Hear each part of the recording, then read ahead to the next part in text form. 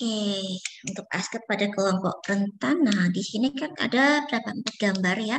Ada gambar anak-anak dengan disabilitas, kemudian ada ODGJ yang dipasung, ada tunawisma, kemudian di sini ada anak-anak penderita kanker. Menurut kalian, kenapa mereka dikatakan sebagai populasi yang rentan? Karena memiliki kelemahan, Ibu. Oke, menurut Utami karena memiliki kelemahan. Yang lain? Karena mereka berbeda, Bu, dari yang lain. Oke, berbeda dalam segi apa, Pak Ru? Dari segi ada yang fisik, ada yang non fisik. Jadi mereka merasa minoritas, Bu, di mayoritas yang normal, Bu. Oke, jadi karena mereka berbeda dan jadi minoritas gitu. Nggih, Bu, seperti itu, Bu. Ada lagi yang punya pendapat?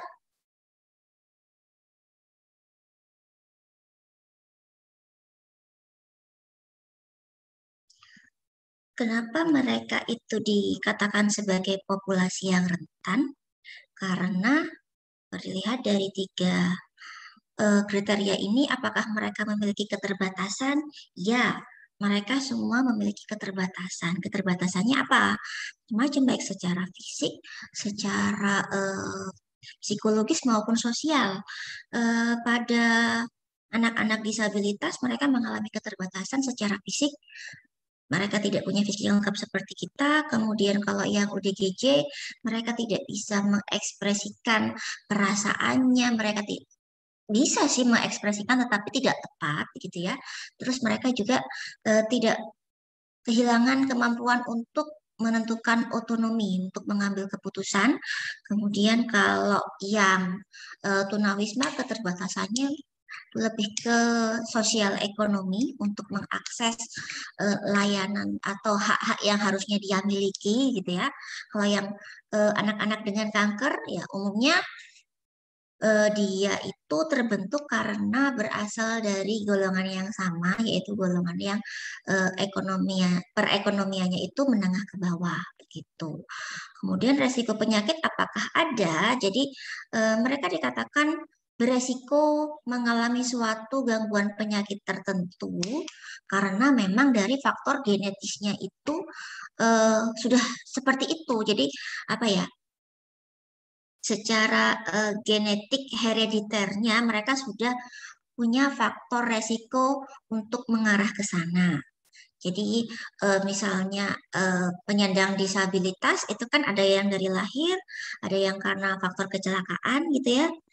Ya, meskipun kecelakaan itu kan tidak bukan karena hereditas ataupun genetik, tetapi kan apa perubahannya itu adalah hal yang permanen gitu. Kalau yang ODGJ itu gangguannya di mana? Resiko penyakitnya itu bisa dihilangkan enggak? Untuk orang dengan gangguan jiwanya ini bisa dihilangkan enggak? Bisa, Bu. Bisa? Bisa dengan terapi. Bisa dengan terapi? Tidak hanya terapi ya, jadi ODGJ ini bisa dikatakan sembuh ketika dia bisa beradaptasi dengan lingkungan sekitarnya. Indikatornya apa? Ya, dia bisa diterima oleh orang-orang di sekitarnya, kemudian dia bisa berfungsi sebagaimana biasanya. Caranya bagaimana? Dengan adanya terapi dari segi psikologisnya, kemudian ada penggunaan obat-obatan. Kalau misalnya salah satu dari komponen ini hilang, apa yang akan terjadi? Kembali lagi. Jadi apa? Orang dengan gangguan jiwa itu ketika dia dinyatakan sembuh, dia tidak benar-benar sembuh, tetapi dia bisa mengendalikan gejalanya. Gitu. Kemudian kalau tunawisma, resiko penyakitnya apa?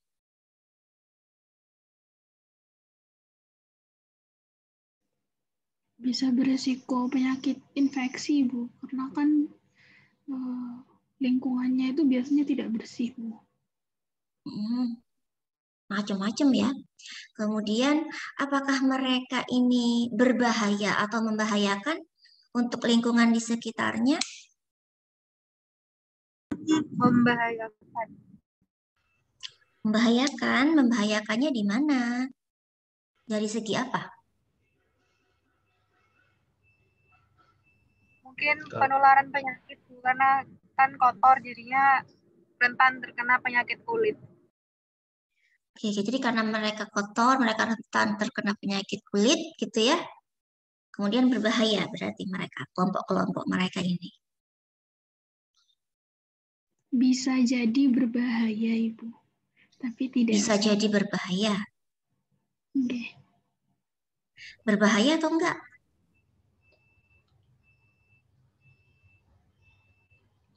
Kalau buat dirinya sendiri berbahaya, Bu. Kalau buat orang lain mungkin dari faktor di mana mereka tinggalnya gitu, Bu. Kan biasanya ada yang tinggal di kolong-kolong gitu, Bu.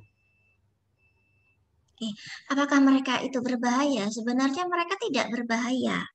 Ketika lingkungan di sekitarnya itu bisa memberikan treatment yang tepat. Kapan mereka jadi berbahaya? Ketika eh, lingkungannya itu apatis, gitu ya. Namanya juga eh, manusia kan, manusia itu kan ada kebutuhan fisik, ada kebutuhan psikologis ya, terutama kebutuhan untuk diakui. Nah, ketika mereka misalnya seperti orang-orang dengan disabilitas gitu ya, mereka dibully gitu, biasanya kan mereka akan menarik diri. Kemudian ketika mereka tidak punya coping yang bagus, mereka nanti akan mengarah ke mekanisme yang maladaptif. Kalau untuk tunawisma, untuk UDGJ gitu ya, kapan mereka akan menjadi berbahaya ketika lingkungan tidak membantu pemenuhan hak-hak mereka. Mereka kan juga manusia, kan ya mesti lapar, ingin makan, tapi nggak punya uang. Orang-orang di sekitarnya cuek. Kalau mereka misalnya jadi pencuri untuk bisa makan, wajar kan? Nah, yang salah siapa? Loh, dia salahnya kok jadi orang miskin. Repot kalau gitu. Ya kalau seperti itu, ya kita tidak bisa menyalahkan siapa yang salah. Salahnya dia tidak kerja, salahnya dia kok begini, begini, begini. Karena yang namanya kemiskinan itu sudah seperti lingkaran setan. Bisa sistem di atas kita yang menyebabkan orang-orang menjadi miskin, atau bisa jadi orang-orangnya sendiri. Gitu. Jadi secara definisi kalau kita melihat dari definisi keperawatan dan kesehatan gitu ya, ilmu kesehatan, apa yang dikatakan sebagai populasi rentan? Kelompok yang beresiko mengalami gangguan kesehatan, kemudian mengalami keterbatasan untuk mengakses layanan kesehatan. Keterbatasan dari banyak hal, bukan hanya keterbatasan dari segi jarak. Bisa karena mereka tidak tahu, atau tidak mampu, atau tidak mau. Beda-beda. Kalau karena jarak, berarti karena mereka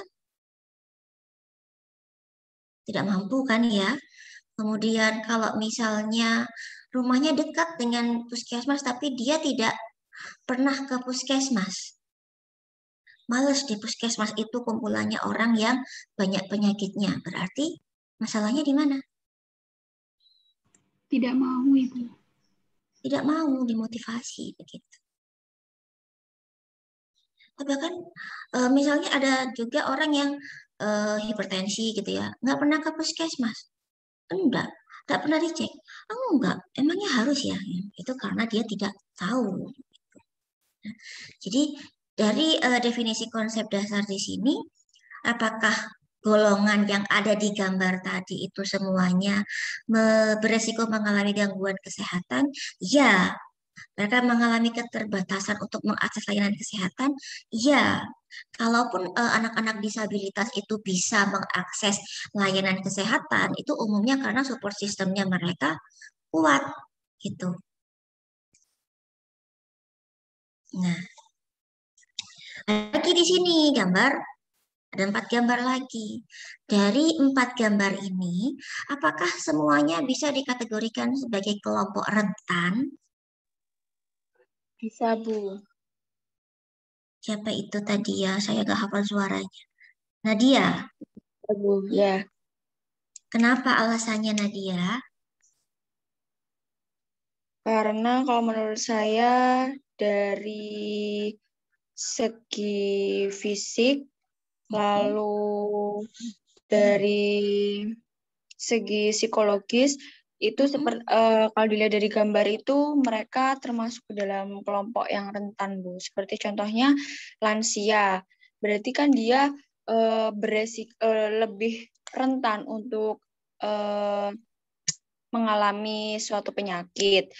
Lalu untuk kelompok obesitas itu juga rentan. Secara psikologis dia juga lebih berpotensi mengalami gangguan psikologisnya. Seperti itu, Bu. Oke, ada lagi pendapat lain selain Nadia?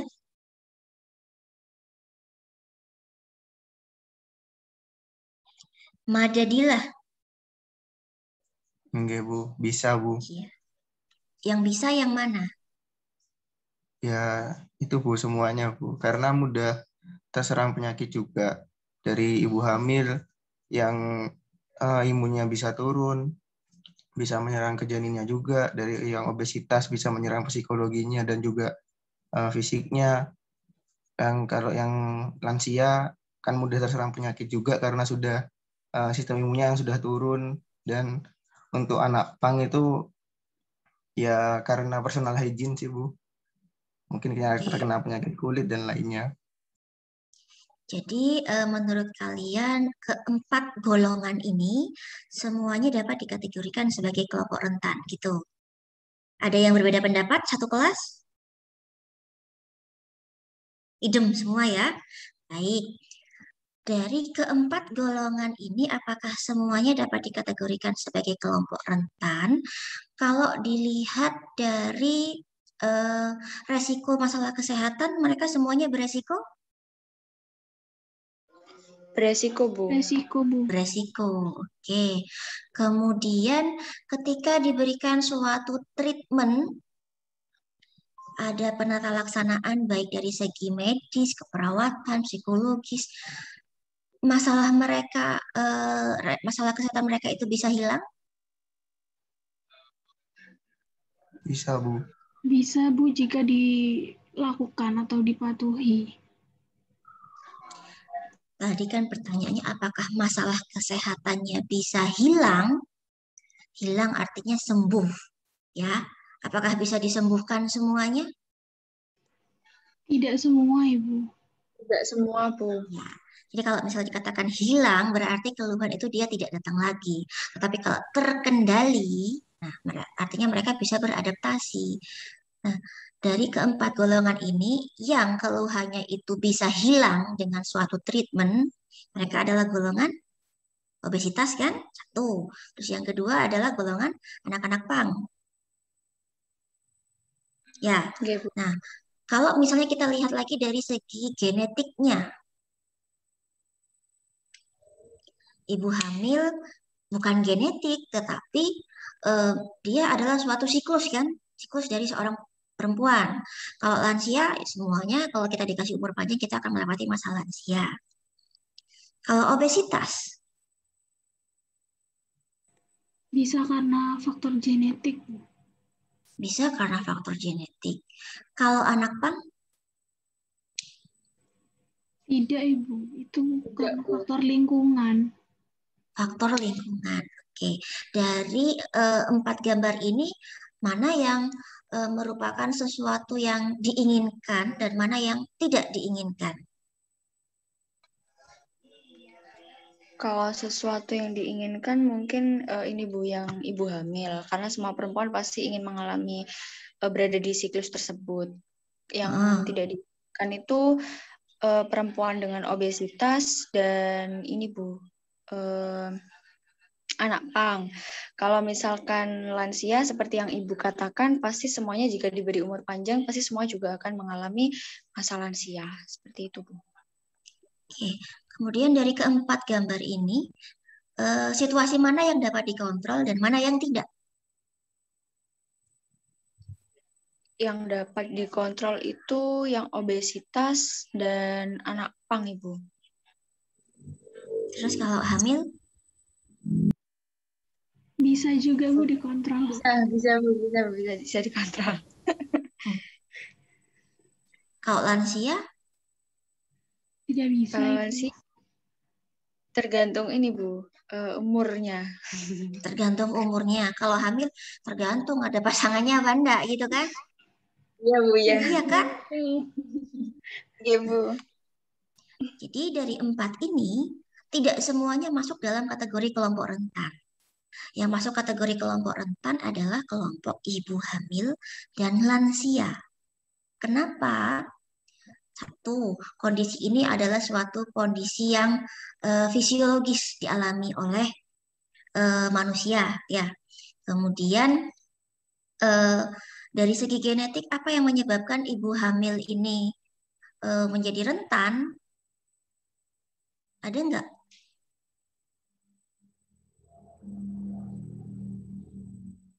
Bisa jadi ada, bisa jadi tidak.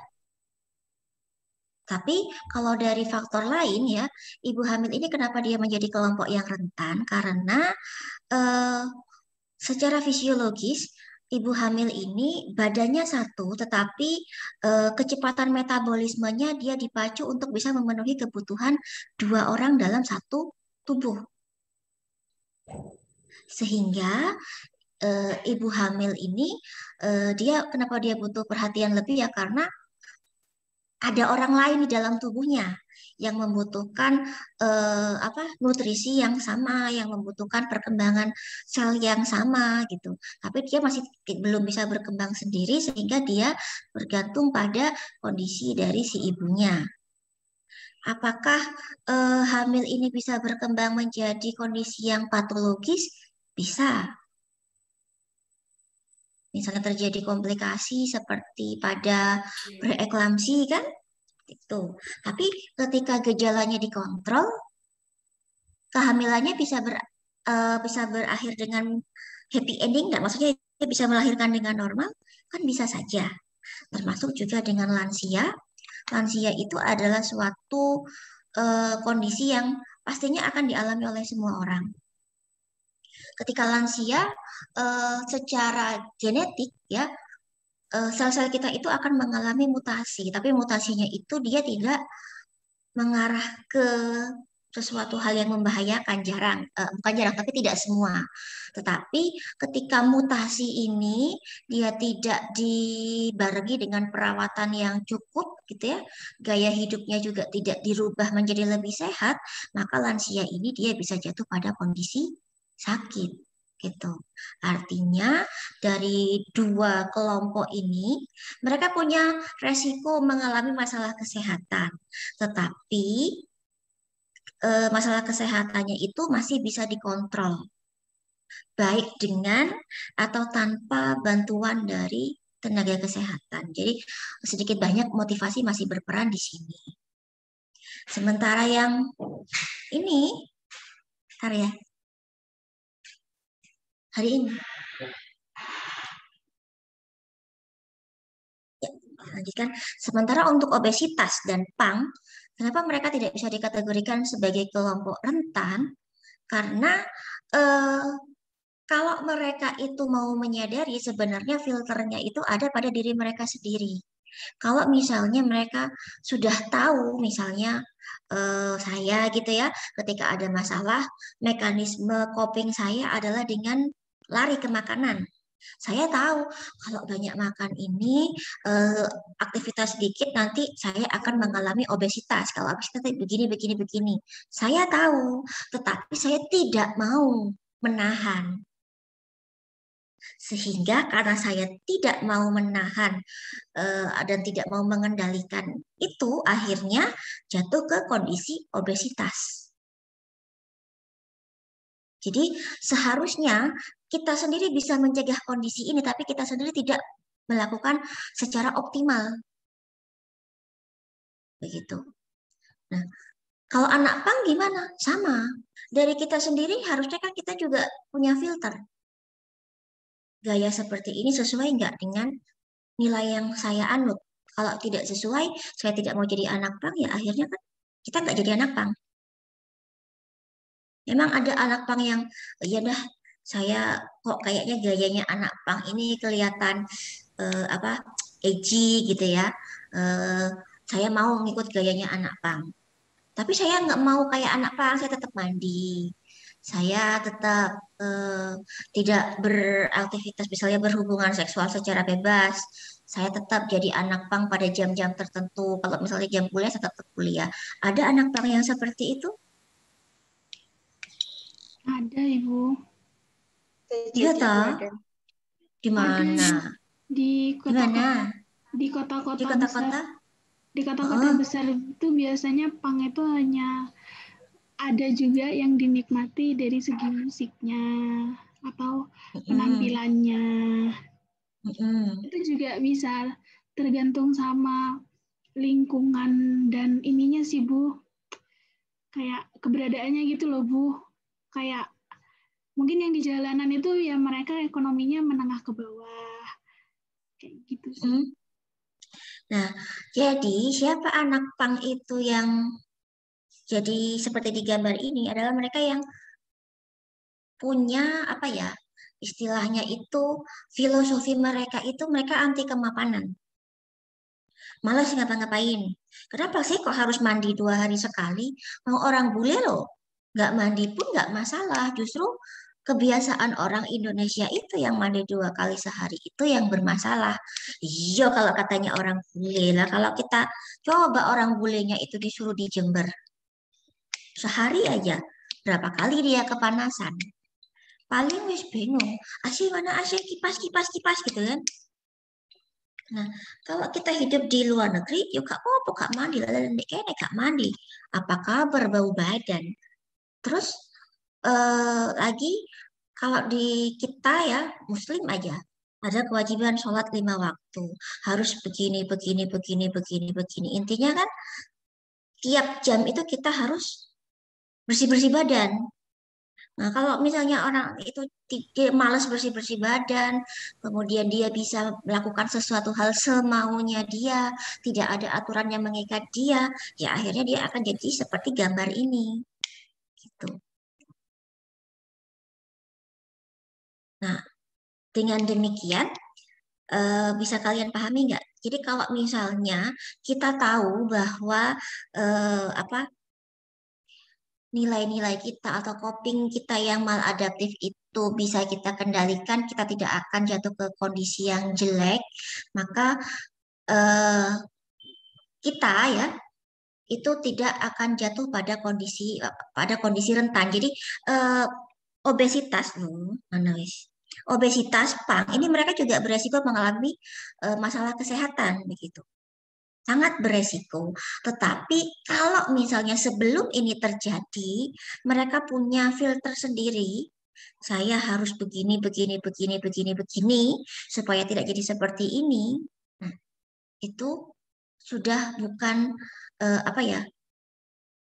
Ketika mereka jatuh pada dua kondisi ini bukan menjadi populasi rentan lagi, gitu. Karena mereka itu bisa sebenarnya menolong dirinya sendiri. Tetapi kalau untuk dua kondisi di atas, mereka sedikit banyak butuh bantuan dari eksternal untuk bisa menstabilkan kondisinya sekarang. Jadi sampai di sini paham bedanya kelompok rentan dengan yang bukan? Bu, izin bertanya, Bu. Iya. Jadi apakah bisa, Bu, dikatakan bahwa kelompok rentan itu adalah suatu kelompok dengan kondisi yang tidak bisa terkontrol atau tidak bisa dikendalikan oleh dirinya sendiri? Ya, jadi untuk bisa mengatakan seseorang itu jadi kelompok rentan atau tidak, banyak sekali faktor-faktor yang bisa mempengaruhi apakah seseorang itu kondisinya menjadi rentan atau tidak. Jadi di sini kita lihat ada faktor internal, ada faktor eksternal. Nah, faktor-faktor ini ketika dari kita sendiri bisa mengendalikan, supaya kita tidak jatuh pada kondisi yang jelek, maka kita tidak akan masuk menjadi populasi yang rentan. Tetapi ketika diri kita sendiri tidak mampu untuk mengatasi faktor internal dan eksternal yang saling berinteraksi dalam kehidupan kita sehari-hari, maka kita akan menjadi kelompok yang rentan. Seperti misalnya kemiskinan tadi. Kalau misalnya si A gitu ya, awalnya dia adalah pengusaha sukses. Kemudian ketika dia jadi pengusaha sukses, hartanya banyak, dia main judi. Akhirnya dia kalah judi, dia bangkrut. Dia menjadi tunawisma. Ketika dia jadi orang kaya, kemudian dia tidak bisa memfilter bahwa jangan judi, gak apa-apalah main judi kan aku punya uang. Akhirnya dia kalah, kemudian dia jadi orang miskin. Apakah dia dikatakan sebagai populasi rentan? Tidak, Ibu. Kenapa? Karena pada dasarnya dia bisa mengontrol dirinya sendiri untuk tidak jatuh ke kondisi yang seperti itu. Pada dasarnya dia bisa mengontrol, kemudian dari segi intelektual ya, ketika dia sebenarnya kan dia bisa gitu, karena dia pernah menjadi pengusaha, jadi dia tahu kan untuk bisa bangkit dia harus bagaimana, dia tahu itu. Kemudian dia masih bisa melihat bagaimana caranya supaya saya bisa ini, jadi dia masih bisa punya peluang begitu. Kemudian beda lagi kasusnya kalau semisal gitu ya, ada orang dia itu anaknya tukang becak. Kemudian menikah dengan anaknya pemulung. Pernikahannya ini tidak disetujui, akhirnya mereka kawin lari. Kawin sambil lari-lari gitu ya, akhirnya mereka capek ya.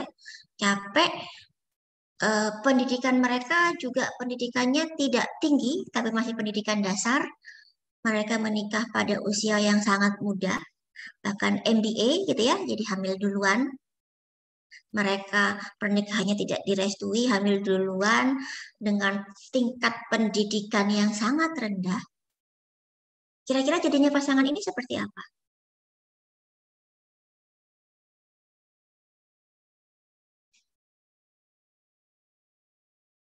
Jadi seperti apa?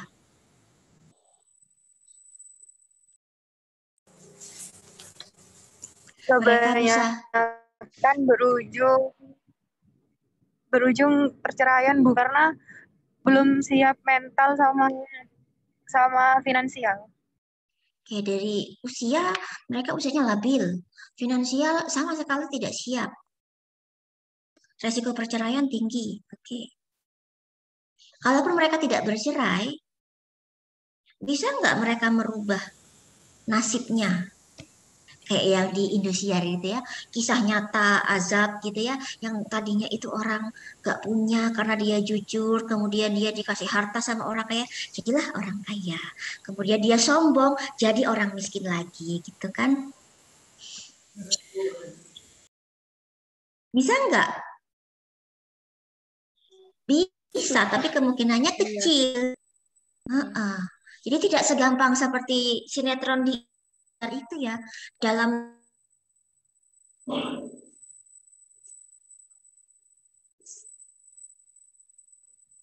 artinya sumber daya mereka sendiri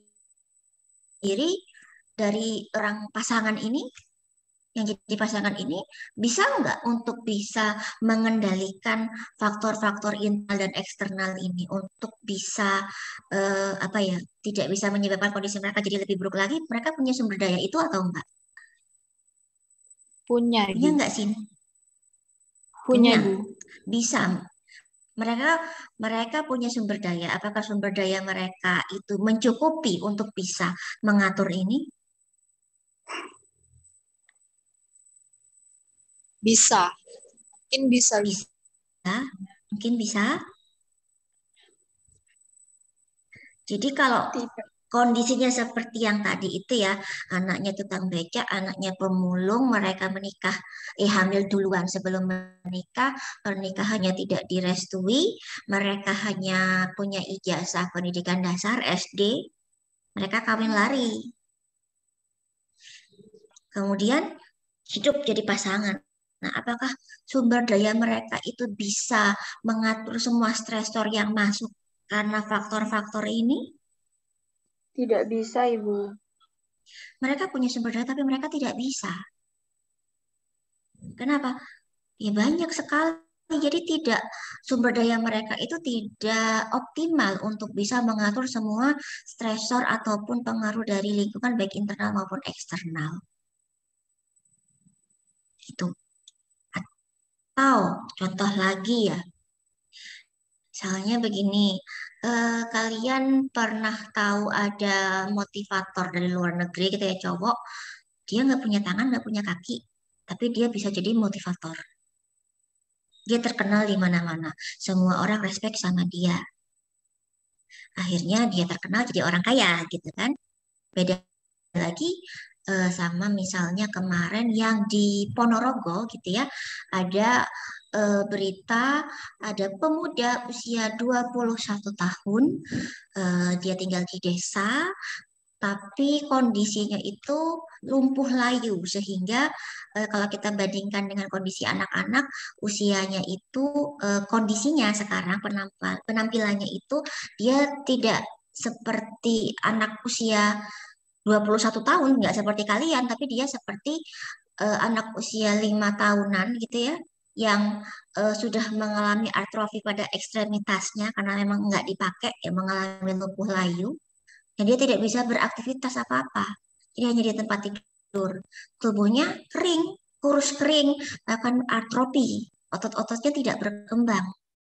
Orang tuanya adalah orang miskin. Kenapa nggak dibawa ke Bu, ke rumah sakit? Saya nggak tahu. Dari dua kasus ini, yang jadi kelompok rentan itu kelompok yang A atau kelompok yang B? Yang A tadi yang motivator, yang B ini yang pemuda 21 tahun mengalami lumpuh layu. Kelompok yang Yang kelompok rentan yang mana? Kenapa B? Karena kelompok yang B itu secara SDM kurang optimal, Ibu.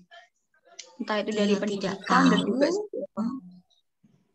dia tidak tahu, iya. Dia tidak mampu, iya. Apakah dia tidak mau? Ya mau. Kalau punya uang, saya mau. Saya mau membawa anak saya berobat ke fasilitas layanan kesehatan terdekat. Kalau punya uang, tapi karena dia tidak tahu dan tidak mampu, ada keterbatasan di sini. Sementara kalau yang kasusnya motivator tadi, dia tidak tahu, oh tidak, dia sangat tahu. Kemudian apakah dia mampu? Secara psikologis dia mampu, tapi secara fisik dia tetap butuh bantuan orang lain untuk bisa melakukan semuanya sendiri. Secara finansial dia mampu, psikologis dia mampu mempengaruhi orang-orang lain, bahkan orang-orang yang tubuhnya jauh lebih sempurna daripada dia. Tetapi dia sendiri untuk bisa beraktivitas, untuk bisa ADL, semandiri-mandirinya dia masih butuh bantuan orang lain kan? Tetapi tanpa kita pun dia sendiri sebenarnya masih bisa survive gitu. Jadi bantuan dari eksternal itu tidak terlalu berarti banyak gitu untuk dia.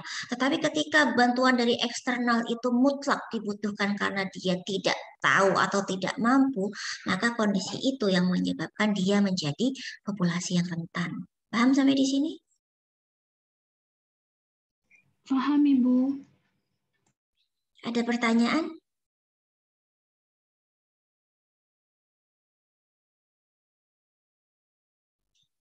Baik, kalau nggak ada kita lanjut. Jadi pertama golongan disabilitas tadi ya, dengan contoh yang sudah saya sampaikan tadi, kita harus tahu dulu bahwa disabilitas itu ada 5 jenis. Ya, ada disabilitas fisik. Disabilitas fisik itu ya semua penyandang disabilitas yang karena ekstremitasnya tidak sempurna, karena kecelakaan atau karena pengaruh hormonal atau karena cacat genetik atau cacat bawaan, mereka semua termasuk dalam kategori disabilitas fisik. Kalau yang ada di gambar ini contohnya orang cebol atau dwarfism. Kemudian ada disabilitas mental di sini. Jadi mereka tidak bisa mengambil tidak bisa pemikirannya itu terbatas. Contohnya pada anak-anak dengan Down syndrome. Kalau kita lihat anak-anak dengan Down syndrome umumnya gitu ya, mereka hidup pada keluarga yang berada. Sehingga orang tua mereka akan mengupayakan pendidikan yang optimal untuk anak-anaknya supaya anak-anaknya itu bisa mandiri dan dia bisa mengembangkan potensinya gitu.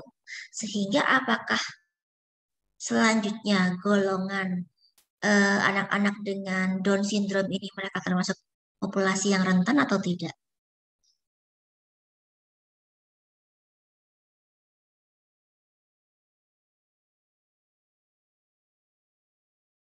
Kalau dilihat dari gambar itu ya, dia gambarnya anak Down syndrome. Tapi kalau dilihat dari bajunya itu kan anak-anak Down syndrome dari keluarga yang berada. Mereka termasuk Iya, kategori kelompok rentan atau tidak? Tidak, Bu. Kenapa? Karena dia masih bisa untuk mendapatkan pelayanan kesehatan dan kebutuhan yang bisa dibantu oleh orang di sekelilingnya. Seperti itu, Bu. Oke. Baik. Nah, ketika orang-orang di sekeliling anak ini sudah tidak ada lagi, anak ini bisa mandiri atau enggak? Kemungkinan mandiri itu ada. Ada. Kapan? Saat fungsi intelektualnya itu optimal. Jadi anak-anak dengan keterbatasan seperti ini ya, pada sindrom Down itu IQ-nya itu sama seperti kita, jadi ada tahapannya kan. Ada yang sangat jenius untuk ukuran orang-orang Down syndrome, ada yang tidak. Ketika IQ-nya tinggi untuk ukuran anak Down syndrome, dia mandiri bisa. Mandiri artinya untuk aktivitas sehari-harinya. Kalau Down syndrome itu definisinya apa?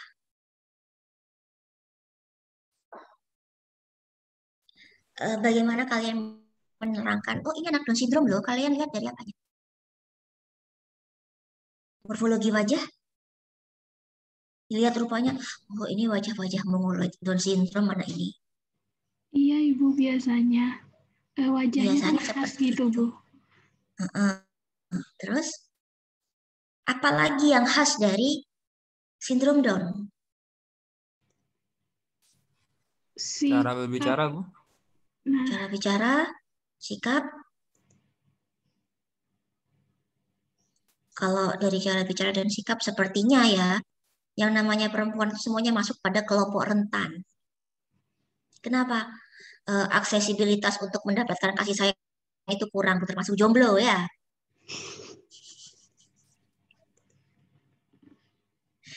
Para jomblo di kelas kalian berarti termasuk kelompok rentan. Jadi tolong dibantu ya, baik dibantu doa, dibantu dikenalkan, begitu ya. Kalau di sini Down syndrome itu tetap masuk pada kelompok rentan. Kenapa? Secara biologis mereka mengalami mutasi genetik. Ada trisomi pada di gen nomor 21. Sehingga kondisi ini menyebabkan mereka itu masih beresiko untuk mengalami gangguan kardiovaskuler maupun gangguan metabolik lainnya. Jadi ada IQ-nya bagus, ada dukungan dari orang-orang sekitarnya dia, sehingga dia bisa mandiri. Oke, tetapi tetap dia punya bakat untuk rentan mengalami masalah kesehatan. Kenapa?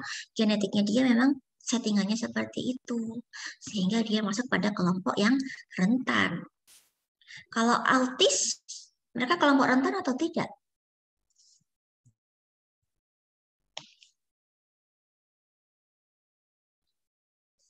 Autis. Hampir sama, Bu, kayak sindrom, Bu. Termasuk rentan juga. Masuk kelompok rentan. Kenapa? Fisiknya boleh sempurna, tapi Perkembangan otaknya. fungsi luhur otaknya yang belum sempurna. Dia tidak bisa mengekspresikan komunikasi dengan baik. Dia tidak bisa menyusun kata. Gitu kan? Oke, kemudian untuk autisme ini dia adalah kategori disabilitas sosial. Kemudian ada disabilitas sensorik. Di sini contohnya orang tunanetra. Kelompok rentankah ini? Iya, Bu. Rentan ya, Bu. Oke. Kemudian ada lagi disabilitas ganda. Disabilitas ganda itu berarti kecacatan yang dia miliki itu lebih dari 2 sistem. Coba dilihat di gambar itu. Anaknya mengalami kondisi apa?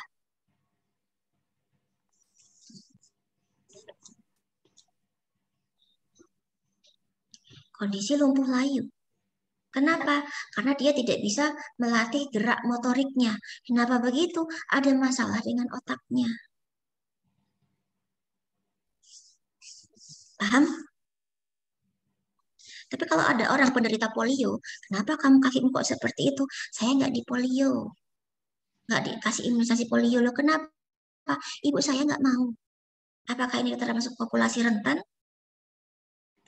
Rentan Ibu karena tidak mau dicegah.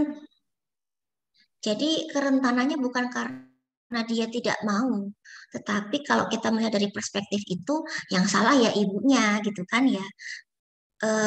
Kenapa orang-orang yang polio tadi dia bisa masuk pada kondisi yang rentan? Karena secara fisik mereka berbeda. Mereka butuh bantuan dari orang lain supaya mereka bisa beraktivitas yang sama dengan kita. Sehingga misalnya kita tahu ada regulasi dari pemerintah bahwa setiap fasilitas itu harus menyediakan fasilitas untuk orang yang disabilitas ini. Jadi kalau polio itu apakah dia disabilitas? Iya. Tapi kan mampu ini Bu. Iya dia mampu. Tetapi gimana? Kalau polio? Tapi fisiknya Bu yang tidak. Fisiknya yang tidak mampu. Gitu. Paham sampai di sini?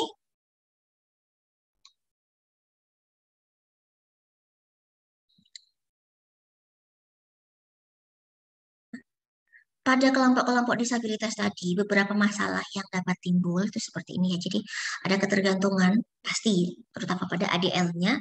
Dia beresiko mengalami penyakit metabolik karena biasanya penderita disabilitas itu pergerakannya minimal. Gangguan konsep diri sudah pasti karena kondisinya berbeda. Amuk sebagian besar seperti itu. Kenapa? Mekanisme copingnya maladaptif. Dia mengalami resiko cedera sangat beresiko. Kenapa beresiko? Karena tidak dapat mengkontrol, Ibu. Tidak dapat mengkontrol atau tidak bisa memberikan fungsi yang optimal. Gitu. Misalnya pada itu tadi penderita polio tadi kakinya berbentuk huruf O misalnya. Kemudian dia nyebrang jalan cepet-cepetan, kira-kira keserimpet apa enggak? Keserimpet kan? Dia pengen keserimpet, nggak pingin. Terus, ya dia nggak pingin, dia nggak mau, tapi dia tidak mampu melawan keserimpetannya itu tadi. Sehingga dia akan masuk pada kelompok disabilitas. Nah, sehingga ketika kita nanti di komunitas ketemu dengan kelompok ini, kalian mau ngapain terus? Berfoto selfie begitu? Kemudian bikin TikTok di-upload viral gitu kan ya. Sekarang kan modelnya gitu. Bapak ojol ini sudah tua, dibawa ke Indomaret, ke Alfamart, silahkan disuruh beli, tapi direkam. Akhirnya itu namanya riya. Kalian bisa apa? Nah, ketika kita berhadapan dengan kelompok disabilitas, dengan masalah mereka tadi, ini loh, kuncinya di sini. Jadi, kemiskinan. Kenapa kemiskinan dari sekarang itu kita tahu pemerintah itu sudah seperti apa program untuk mengentaskan kemiskinan. Tapi ternyata kemiskinan itu tidak tambah berkurang tapi malah bertambah. Kenapa? Kurang bersyukur, Bu. Kurang bersyukur karena mentalnya jelek. Pemerintah sudah untuk mengentaskan dari kemiskinan akibat dampak COVID diberikan uang bantuan langsung tunai 600.000. Bisakah mengentaskan kemiskinan? Bisa nggak? Sebenarnya bisa sedikit membantu, Ibu. Tidak bisa. Kenapa? Bantuannya itu bukan pancingnya, tapi langsung ikannya. Jadi orang-orang tadi, dia tidak diajarkan bagaimana caranya mengolah kemampuan yang ada pada dirinya itu untuk bisa keluar dari kondisinya.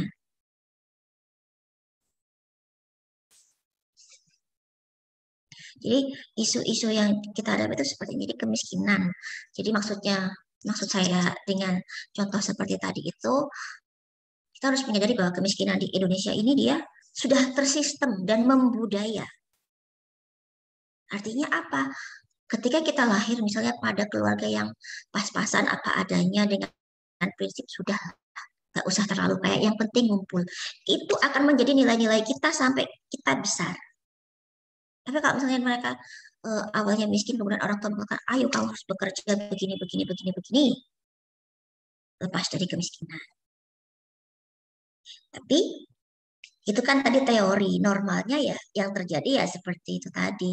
Bisa karena pernikahan terlalu dini, akhirnya dia tidak bisa beradaptasi, kemudian juga dari mentalitas masyarakat kita, kalau misalnya mentalitasnya sudah dididik oleh mentalitas fakir miskol gitu ya, ya dia akan tetap jadi seperti itu. Kenapa? Yang dia dapatkan harianya itu seperti itu. Kemudian aksesibilitas terhadap layanan baik itu kesehatan maupun layanan publik lainnya. Mereka itu mengalami keterbatasan. Bisa keterbatasan mereka tidak bisa mencapai tempat pelayanan atau karena mereka tidak tahu bahwa ada layanan untuk kondisi mereka. Terus masalah selanjutnya yang kita hadapi adalah stigma. Kalau misalnya kita punya teman atau saudara dengan kondisi yang berbeda dari orang kebanyakan, respon anak-anak itu gimana? Dibuat bahan bercanda, Ibu. Ya, dibully kan? Akhirnya timbul stigma. Ketika ini terjadi pada kelompok rentan, perawat bisa apa? Bisa berdoa jadi Wonder Woman, Sailor Moon dengan kekuatan bulan akan menghukummu, begitukah? Tidak, Ibu. Gak bisa. Terus apa yang bisa kita lakukan sebagai perawat? Memberikan semangat, Bu. Semangat, Pak, semangat. Perawatnya juga baper. Jadi kita perawat ketika berhadapan dengan kelompok rentan, kita punya dari komunitas, kita punya keahlian, kita punya ilmunya untuk mengatasi kelompok ini, tetapi kita tidak bisa menjadi leadernya. Kenapa? Karena yang kita atasi hanya satu sistem, apa? Kesehatannya saja. Masalah ekonomi, wah sama Pak, saya juga ekonominya ekonomi lemah hari ini. Sehingga perawat apa yang dilakukan? Tentukan timnya siapa yang berkompeten untuk menyelesaikan masalah pada kelompok rentan ini, kita masuk ke dalamnya. Kemudian dari segi kesehatan selanjutnya, tugas kita peer group support, jadi membuat kelompok komunitas untuk mereka sendiri supaya apa?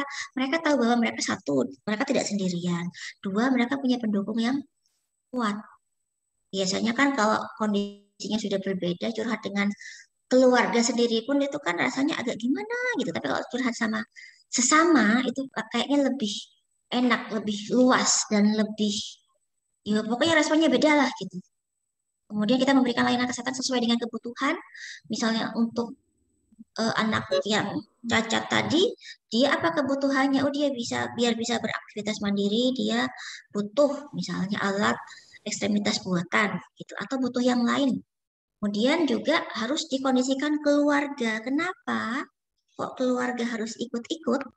Kayak nggak ada kerjaan lain aja, Bu. Karena keluarga adalah orang yang 24 jam bersama mereka. 24 jam akan mengetahui progres mereka. Kalau di rumah sakit, progresnya itu diketahui oleh perawat. Kalau di rumah, yang tahu adalah keluarga. Apa yang bisa dilakukan oleh kita? Ya, kondisikan, Bu, Pak, anak Anda itu kondisinya seperti ini. Kondisinya ini bisa dikendalikan caranya seperti ini. Begitu. Pahamkah sampai di sini? Paham, Ibu. Oke, lanjut. ODGJ. Ini adalah masalah-masalah yang mungkin atau berpotensi muncul pada penderita gangguan jiwa, apalagi yang terlantar.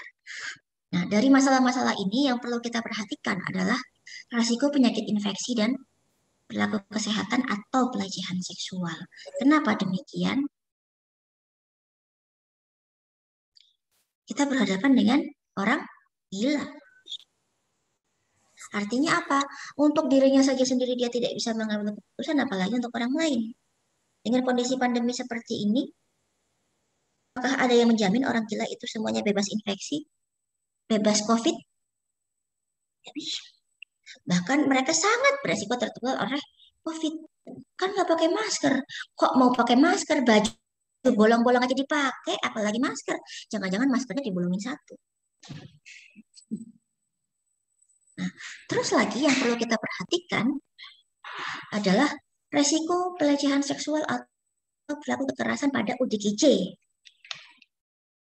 ODGJ kan masalahnya adalah mereka tidak bisa menentukan keputusan untuk dirinya sendiri.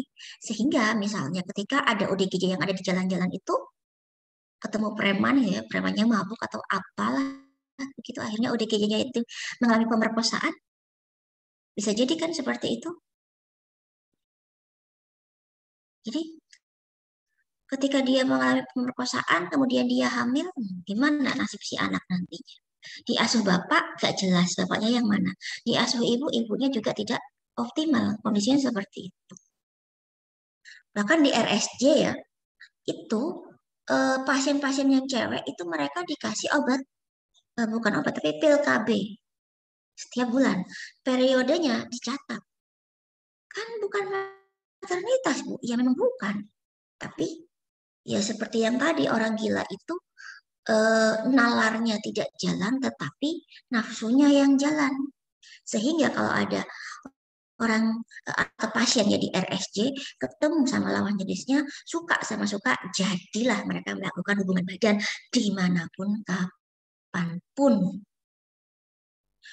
Bu, kan itu tidak sesuai syariat. Kita bicaranya sama ODGJ. Kalau orang yang benar, kita bisa bicara syariat. Ini ODGJ. Yang harus kita concern atau kita perhatikan adalah bukan tentang perilakunya ini, tetapi untuk anaknya. Ya, sedikit banyak kita akan berusaha untuk mendapatkan yang terbaik untuk korban-korban pelecehan. Tetapi kan dia tidak akan maksimal. Siapa sih kita? Nggak tahu, Bu Safri lupa, Bu Safri siapa, apalagi saya, gitu kan. Terus stigma. Stigma ini apakah dia dialami oleh ODGJ? Sebagian iya. Mayoritas yang mengalami adalah keluarga. Sehingga nanti kalau kalian itu sudah di CMHN ya, Jikom, sebenarnya itu memang ilmu yang dikembangkan itu adalah keperawatan jiwa. Tapi ranahnya di komunitas. Bingung kan? Ya bingung. Jadi maksudnya penderita ODGJ itu dia tidak harus ada di rumah sakit. Mereka boleh pulang ketika mereka bisa adaptif dengan stresornya, begitu kan?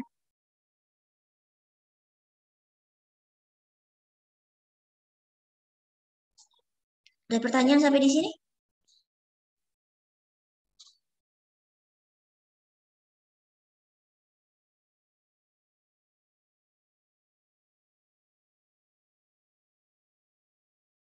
Oke.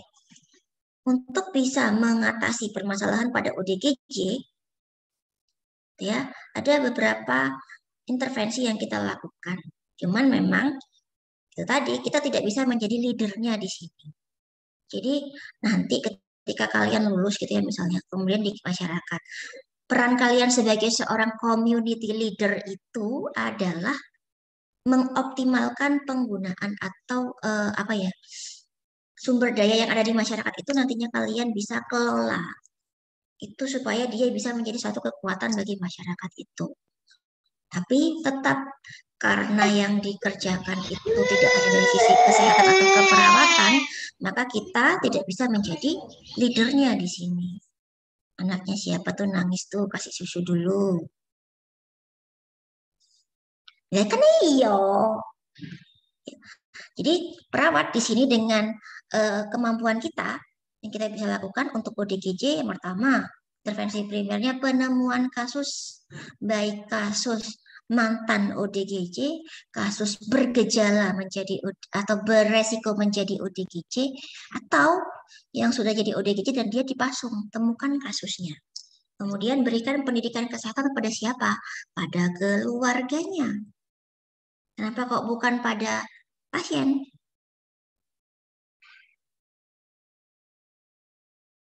Karena pasien gangguan jiwa ini meskipun dia dinyatakan sembuh, pikirannya itu tidak kembali apa ya, kalau kita ibaratkan gak kebek gitu. Masih ada sedikit space yang hang, tidak bisa diisi.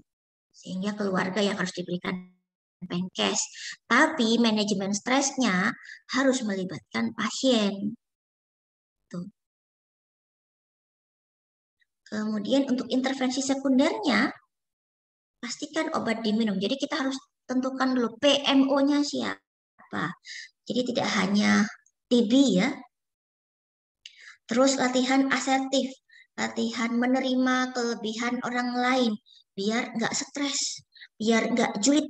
Awal dari julid itu, dia bisa menyebabkan timbulnya gangguan jiwa. Kemudian latihan afirmasi, memberikan pujian ketika pasien gangguan jiwa ini dia bisa menunjukkan suatu perkembangan kondisi. Kemudian monitoring kepatuhan bisa dilakukan oleh bidan desanya atau perawat di desa itu atau siapapun di situ ya yang bisa memastikan bahwa obat itu tetap diminum sesuai dengan jadwal. Kemudian libatkan keluarga untuk banyak hal, bisa mulai dari proses pengobatan ataupun sampai ke yang lainnya untuk pengurusan ADL dan lain sebagainya. Intervensi tersiernya berarti kan ODGJ-nya ini sudah bisa beraktivitas, bisa beradaptasi dengan lingkungannya. Apa yang kita lakukan? Menkes, ke siapa sasarannya? Semuanya termasuk ke mantan ODGJ-nya. Dan memberikan terapi okupasi yang sesuai untuk ODGJ tadi. Sesuai atau tidaknya dilihat dari mana? Tingkat kesulitan. ODGJ kok disuruh bikin HP? Bisa gak nyambung Bu, gitu kan ya. Jadi seperti itu. Jadi apa ya, terapi itu dalam melaksanakan penanganan ini kita mutlak butuh kerjasama dari apa ya, lintas program dan lintas sektoral yang lain. Nah, itu tunawisma. Jadi masalah tunawisma itu yang paling banyak adalah sini, ini bukan core bisnis, tapi core masalah utamanya itu di kemiskinan. Karena dia terbiasa hidup miskin, dia tidak punya mentalitas jadi orang kaya, seterusnya dia akan tumbuh dalam kemiskinan. Ketika seseorang menjadi miskin, maka timbul masalah lain dari kesehatan, gizi tidak bisa dipenuhi dengan maksimal, kemudian tumbuh kembangnya ada delay, kekerasan, jadi ada apa-apa itu yang jalan adalah tangan dan ototnya. Kemudian risiko infeksi terjadi karena mereka tidak mampu mengakses yang terbaik untuk personal hygiene-nya. Terus ngapain ya? Jadi pembinaannya itu memang untuk tunawisma itu, jangan perawat lah Bu, semuanya kok perawat, ya memang jangan. Perawat cukup, sudah kerjaannya banyak. Jadi pembinaan ini di bawah Kementerian Sosial seperti di PSDW. Apa yang dilakukan di sana? Pembinaan mental sampai dengan pembinaan keterampilan itu banyak berperan di nomor 3, pembinaan jasmani. Selesai. Ada yang kita diskusikan di sini?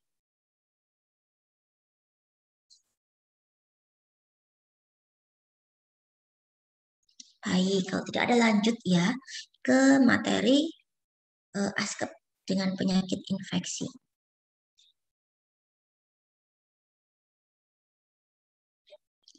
Kalau kemarin saya bikin ASKEP materi untuk ASKEP penyakit infeksi ini tulisan semua isinya.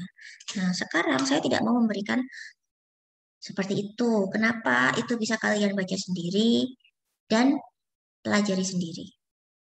Intinya nanti ketika melakukan pengkajian komunitas, kalian sudah tahu, oh, kita mengkaji demografi untuk apa, kita mengkaji riwayat untuk apa. Gitu. Nah, ini pada penyakit infeksi yang terjadi di komunitas. Apa saja yang terjadi saat ini di komunitas? Infeksi apa? Infeksi coronavirus disease serangan kedua. Jadi isinya di sini hanya timeline begitu ya. Jadi ini dimulai dari awal mereka masuk, virus corona itu masuk, akhirnya masuk ke seluruh Indonesia seperti ini.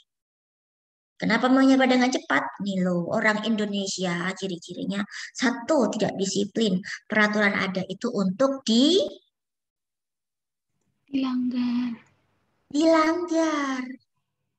Kalau langsung pakai masker semua, semuanya dipakai. Oh, itu bukan orang Indonesia, itu jangan-jangan diimpor. Jadi masyarakat kita satu tidak disiplin, banyak yang menyebarkan hoax, tidak mendukung pemerintah. Contohnya,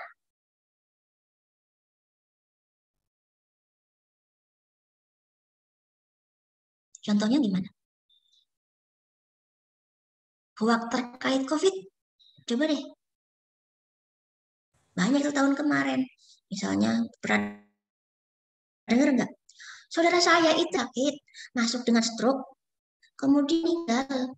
Wah, dibungkus mayatnya, COVID katanya, gitu kan. Banyak kan tahun-tahun kemarin.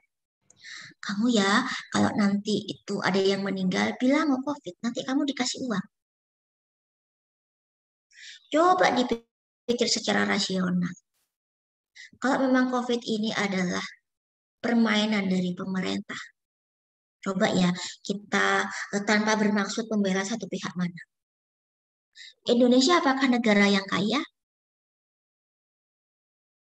Ya katanya sih kaya, Bu. Kapan itu? Dulu waktu saya TK. Indonesia itu kaya, iya. Pemandangannya bagus, iya memang. Sekaya-kayanya kita dibandingkan dengan utang pemerintah, lebih banyak mana utang sama asetnya? Utangnya, Ibu. Lebih banyak utangnya. Wis ngerti utangnya banyak kok, iya. Malah dikasih uang 1 juta per kakak ketika ada yang meninggal karena COVID. Pernah saya baca di Instagram gitu ya, ceritanya di Probolinggo, ibu ini menangis karena bajunya berubah jadi boneka, matanya hilang. Wush, langsung. Itu karena pengaruh makhluk jahat. Fred. Intinya apa?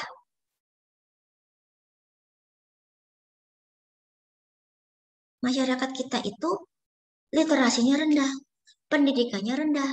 Sehingga ketika ada suatu hal yang merasa kok aneh ya, kalau nggak berhubungan dengan mistis gitu ya.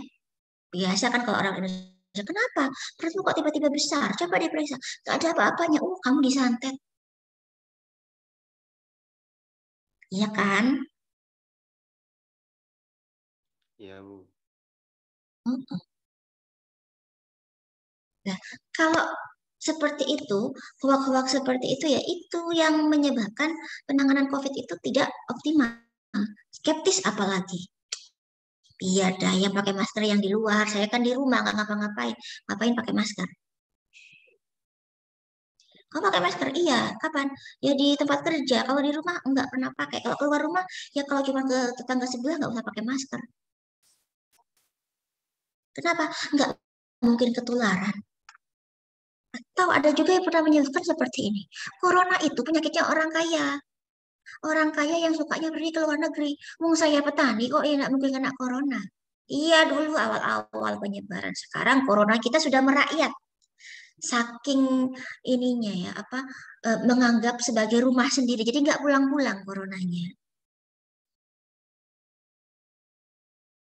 Ditambah PHBS kurang dan mentalitas yang rendah dari oknum-oknum di sini. Contohnya kemarin nggak boleh mudik, ya kan? Sampai Bupati Jember pun bingung besok sholat id atau enggak, ya. Nggak boleh mudik, tapi ada tapinya itu. Mudik akan dibuka pada tanggal jebret gitu. Akhirnya mobilisasi itu terjadi di tanggal-tanggal yang dilarang untuk mudik. Juga kebijakan yang kemarin pemerintah menutup akses dari bla bla bla bla bla bla bla bla. Anak buahnya tidak boleh berpergian ke luar negeri. Ngeletek presiden habis jalan-jalan. Ya apa pas?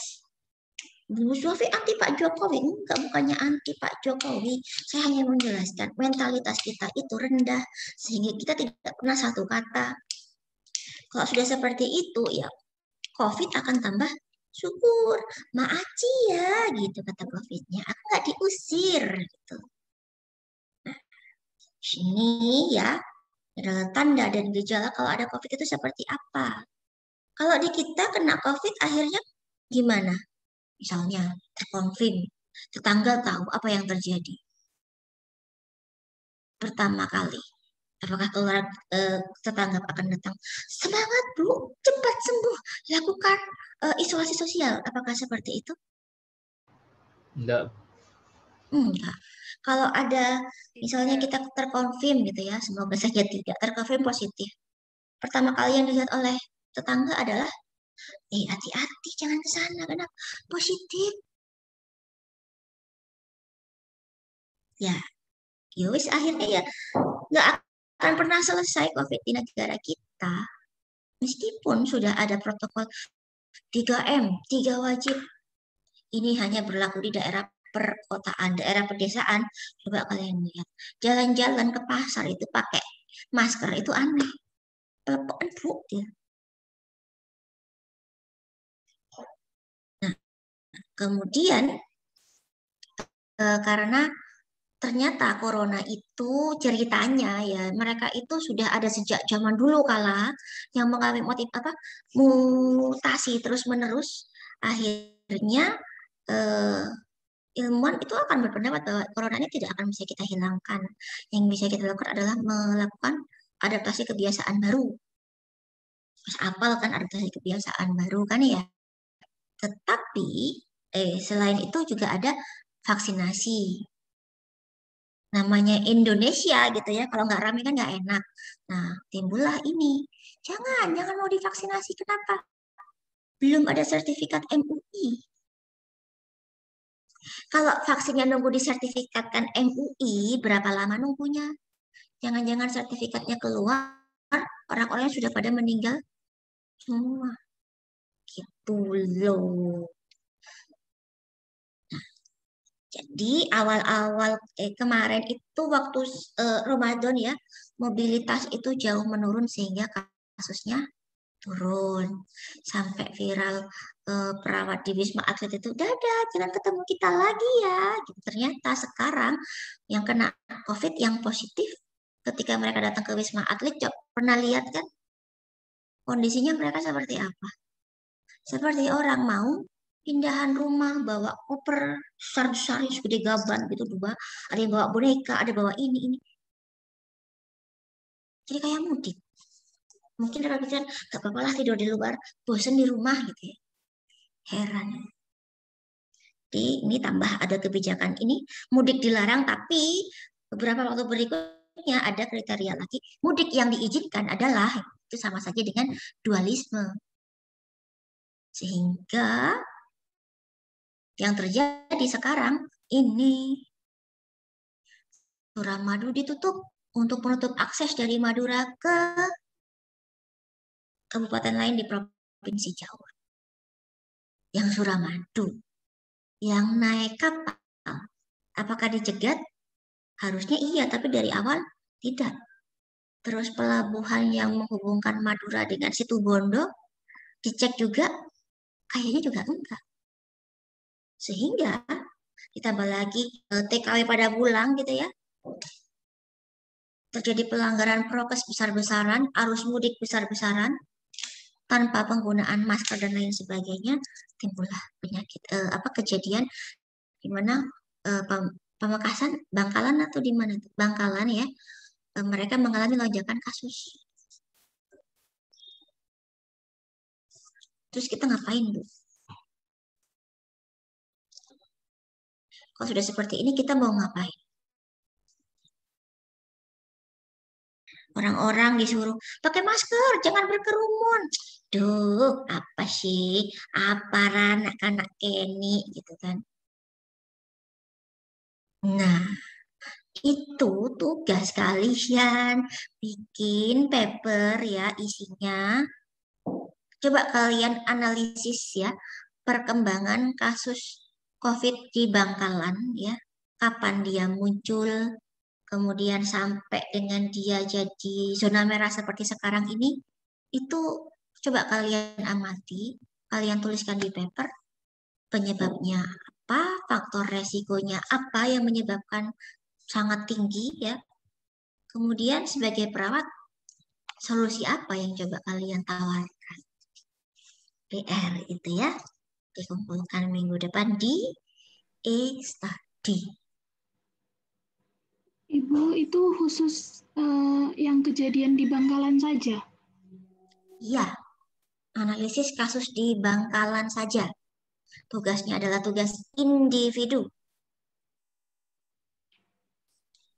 Baik, Ibu. Paper itu seperti tugas sebelumnya nggak, Ibu? Ya, jadi seperti narasi. tugas sebelumnya, dinarasikan tapi harus ada jurnal terkait untuk referensi. Terus kumpulkan di study minggu depan. Baik, Ibu. Ada pertanyaan? Jadi kalau untuk ininya ya nggak ada beda ya. Pengkajiannya dari lingkungan ya, kalian lihat aja kalau lingkungannya misalnya penyakitnya hipertensi, kondisi lingkungan apa yang menyebabkan kondisinya itu memburuk ya, mungkin pengaruh nilai-nilai kultur gitu ya. Kalau di tempat kita itu misalnya pada penderita hipertensi kebanyakan itu orang yang dari suku Madura. Kenapa? Orang Madura itu sukanya asin. Kalau belum makan nasi ya belum makan. Terus sukanya kalau masak itu satu kali di atas kompor. Sehingga garam beriodiumnya tidak akan mampu berbuat banyak. Terjadilah kondisi ya seperti itu.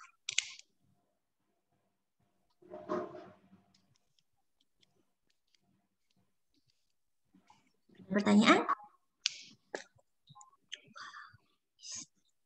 Kalau tidak ada, bisa kita akhiri. Nanti ini saya share di study termasuk sama pengumpulan tugasnya ya. Utami yang nggak hadir, nanti bisa dicatat ya. Iya, Bu, siap.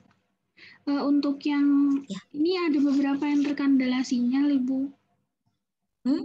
Ada beberapa yang terkendala sinyal juga. Terus? Ditulis izin nggak, Bu? Yang ada konfirmasi, itu ditulis aja izin. Yang enggak, ya sudah. Baik, Ibu, siap. Baik, saya akhiri dulu ya. Sudah jam 9. Saya harus isi di kelas yang lain. Terima kasih atas perhatiannya. Assalamualaikum warahmatullahi wabarakatuh. Waalaikumsalam warahmatullahi wabarakatuh. Izin live dulu ya. Bu.